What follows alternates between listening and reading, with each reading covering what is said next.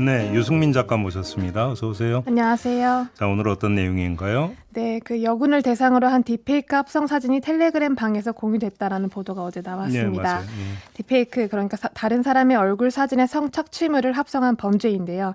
참가자만 900명에 달합니다. 이 방에서 딥페이크로 합성한 여군들을 군수품이라고 부르며 성희롱을 하고 있는데요. 네. 또 일부 사진은 군 내부망에서 유출된 걸로 보입니다. 현역 군인이 참여했을 가능성이 크다는 점입니다. 이 방심위가 강력 대응에 나섰다고 하는데 어떤 대응이 이루어지는지 한번 살펴봤습니다. 현역 군인들이 한 거예요?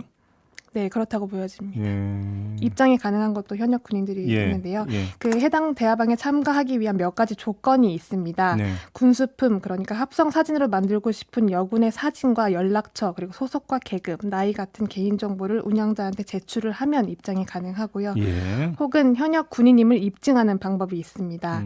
또 합성 장인이라고 불리는 사람들 혹은 관리자가 지정한 여군에게 능용 메시지를 보내고 인증을 하는 방법인데요. 네. 여기서 합성 장인이란 말 그대로 사진 합성을 해온 가해자들을 의미합니다. 네. 논란이 커지니 당분간은 능용 메시지 미션을 수행한 사람만 입장을 허용하겠다라고 밝혔는데 이전보다 훨씬 더 폐쇄적인 채널이 되어버린 겁니다. 근데 능용 메시지는 뭐예요?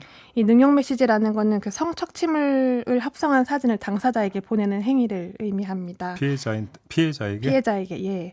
실제 그 사진을 확인해 봤는데요. 한 여성에게 다짜고짜 그 메시지를 보내서 아무 계시죠라고 묻는 식입니다. 모르는 사람이 말을 걸어오니 당사자는 좀 당황한 눈치인데 계속 누구냐고 물을 때 이제 그 성착취물 사진을 갑자기 보내서 말 그대로 희롱을 하는 식입니다. 그 당사자의 놀라고 당황하는 반응을 유도해서 사진으로 캡처를 해두고 이 사진을 관리자한테 보내면 해당 채팅방에 입장이 가능한 구조입니다. 상당히 악성인데 이 정도면. 예. 방심위에서는 어떻게 대응하고 있는 거예요? 네, 현재 3단계로 대응을 하고 있다라고 밝혔는데요. 모니터링과 전자심의 그리고 수사 의뢰가 있습니다. 네. 우선 소셜미디어를 대상으로 실시간 모니터링에 착수를 합니다. 또 구글을 비롯한 사이트에서 특정 키워드를 입력하고 텔레그램에 접속을 하고 있는데요. 대화방에 잠입을 해서 그 성착취물 사진이 오가거나 문제가 있다고 판단이 되면 자율규제 요청을 하는 식입니다. 네. 자율규제는 그 텔레그램사에 직접 삭제를 해달라고 요구를 하는 걸 의미합니다. 실제로 어제 살펴보니까 텔레그램 내에서 특정 검색어를 입력하면 그 해당 성착취물이 공유되고 있는 방들이 많이 검색이 됐습니다. 아, 그래요? 네, 또 텔레그램 대화방을 검색할 수 있는 사이트가 별도로 있는데요. 그 사이트에서도 키워드를 유추해서 넣으면 상당히 많은 방들이 검색이 되고 있었습니다. 네. 이걸 실시간으로 모니터하고 있다는 뜻이고 또 피해자로부터 신고도 받고 있다고 했습니다. 전자시민은요? 전자시민은 그 텔레그램 측에 이제 자율규제 요청을 보내놓고 해당 방에 대한 심의를 하는 겁니다. 디지털로 의결을 하기 때문에 24시간 365일 온라인으로 심의가 가능하다, 뭐 신속한 처리가 가능하다라는 취지인데요. 이건 신속성 때문에 이렇게 하는 것 같은데요? 예, 그렇습니다. 그 링크를 차단하는 식입니다. 네. 보통 이런 방들이 링크로 공유가 되기 때문에 새로 유입되는 사람을 막겠다라는 취지인데 사실상 한계는 있습니다. 네.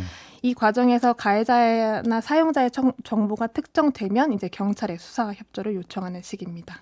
근데 아까도 잠깐 뭐 능용 메시지까지 보내야 된다 이렇게 이제 그 소개해 주셨는데 이 예. 참여 자체가 까다롭지 않습니까? 까다롭습니다. 저도 어제 여러 번 시도를 해봤는데요. 예. 이게 방에 한번 들어가면 그 링크가 연결이 돼서 또 다른 방으로 연결이 되는 식입니다. 예. 하지만 그 방심위 관계자 말에 따르면 첫 진입 자체가 여간 쉽지 않다라고 했는데 어제 하루 지켜보니 그 대화방이 수시로 생겼다가 또 사라지고 있는 상황이었습니다. 네.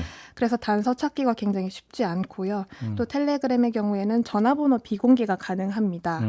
애초에 보안성과 익명성을 강조하는 메신저인데 이 보안성 때문에 사용하는 유저들이 대부분입니다. 특히 비밀 대화라는 기능이 있어서 메시지를 암호화하는 기능이기 때문에 서버 수사도 불가능한 상황입니다. 아까 뭐 텔레그램에 그 삭제를 요청한다 이런 얘기를 했지만 네. 삭제를 그냥 받아들이는 경우도 별로 없고 오히려 맞습니다. 수사에 비협조적이지 않습니까? 네, 텔레그램 본사는 수사에 비협조적인 걸로 알려진 바가 있고요. 예. 그 독일과 브라질 정부에서도 마약 테러 중범죄 관련 수사를 요청했는데도 이제 거부를 하거나 일부만 협조에 응했다고 알려져 왔습니다. 예. 현재 그 창업자는 24일 프랑스에서 체포된 상태인데요. 네네. 네, 텔레그램 범죄에 악용되는 걸 막기 위한 조치를 취하지 않았다라는 혐의가 적용된 상태입니다. 그러면 뭐 별로 방법이 없는 거잖아요. 방법이 없습니다. 없지는 않습니다. 그 단서가 좀 있는데요. 예. 그 온라인에 일부 가해자라고 지목된 사람들의 신상 정보가 나오고 있는 상황이고요. 예. 또 이 능용 메시지를 보내는 이용자들이 그 좀 허술하게 보내는 경우가 있습니다. 부계정을 이용하는 건데요. 부계정이라는 거는 본래 자신의 계정과 연동이 되어 있기 때문에 수사를 할 수 있는 여지가 생기는 셈입니다. 네네. 또 그 잠입해 있는 경우에 민간인들이 또 제보를 하는 경우가 있는데 텔레그램 방에 이제 오래 있다 보면 무의식 중에 흘리는 본인들의 정보가 나옵니다. 그 예. 단서를 조각조각 다 모아서 이제 추적을 해야 겨우 가해자를 잡을 수 있는 가능성이 생기는 이런 상황입니다. 부분 사실 수사권이 있어야 가능한 거잖아요. 예, 그렇습니다. 실제 어제 텔레그램 방을 보니까 민간인들이 모여서 가해자의 정보를 제보를 받고 또 모으는 경우도 있었는데요. 네. 사실상 쉽지 않아 보이고요. 네.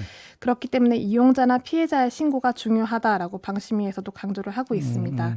결국 피해자들이 직접 나서야 찾을 수 있는 구도라는 게 여전히 아이러니한데요. 그동안 딥페이크 관련 수사도 피해자를 비롯해 그 민간인들이 추적을 해서 검거를 한 그렇죠. 뉴스가 있었습니다. 예, 그렇죠. 현재 밝혀진 피해자는 여군 30여 명 정도고요.